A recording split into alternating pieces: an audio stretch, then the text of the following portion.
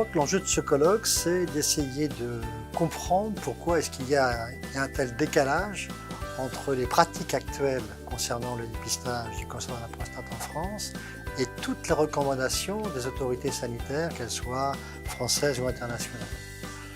Toutes ces autorités considèrent qu'il n'y a pas à recommander une pratique du dépistage fondée sur le dosage de PSA pour les hommes de 50 ans asymptomatiques, alors qu'en France, on sait que plus de la moitié, voire peut-être 3/4 des hommes entre 50 et 70 ans ont fait au moins un dépistage du cancer de la prostate par le dosage de PSA.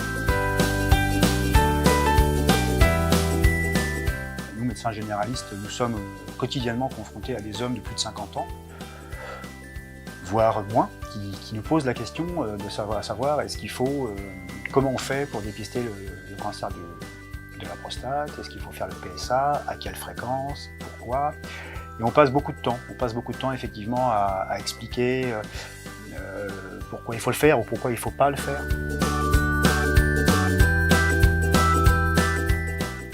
Cela signifie que la plupart des cancers qui sont diagnostiqués présentent des caractéristiques indolentes et que ce ne sont qu'une minorité d'entre ces cancers qui vont être dangereux car potentiellement mortels si on ne les traite pas. Alors, comment faire pour détecter ces cancers dangereux puisque un cancer à prostate naissant est asymptomatique? Eh bien, tout simplement en le recherchant. Cela s'appelle dépister. Au final, le but de ce colloque, je ne sais pas s'il y a un choix plus pertinent qu'un autre, mais nous, c'est de donner la position de la Société française de l'urologie et de l'essayer de l'expliquer pour que les médecins généralistes aient des outils au sein de leur cabinet de consultation pour dire aux patients quel est l'intérêt d'un dépistage et puis chez certains patients ne pas doser de façon systématique un PSA pour éviter le surdiagnostic. C'est tous ces outils qu'on va essayer de leur donner pour que ça change et qu'ils soient plus à l'aise dans leur pratique.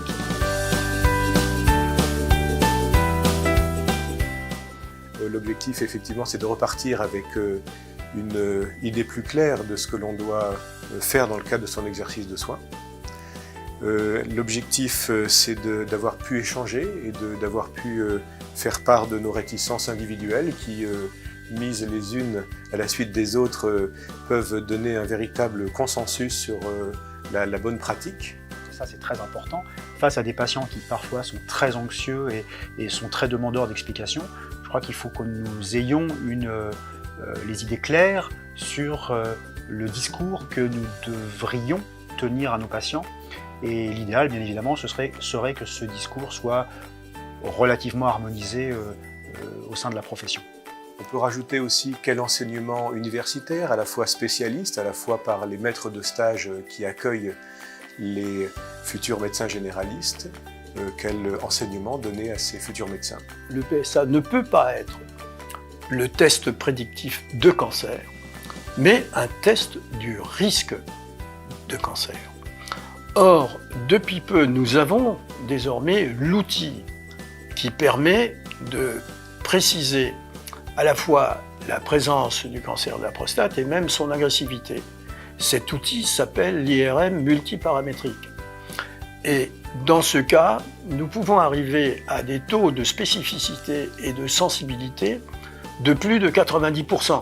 Les bonnes pratiques professionnelles en matière de dépistage du cancer de la prostate, c'est au plus possible expliquer aux patients les avantages, s'il y en a, et les inconvénients, et il y en a, de pratiquer un dosage du PSA quand on a plus de 50 ans et qu'on est asymptomatique. Il y aura forcément des polémiques, mais c'est tout l'intérêt aussi d'un colloque. Si à la fin, on peut aider les médecins généralistes à y voir plus clair et puis avoir un consensus, ça peut être qu'un souhait. Prenons le défi de venir à ce colloque avec un esprit ouvert, curieux, et surtout de repartir avec une attitude plus concertée, plus éclairée, et avec une meilleure réponse à apporter à nos patients et à leur bonne santé.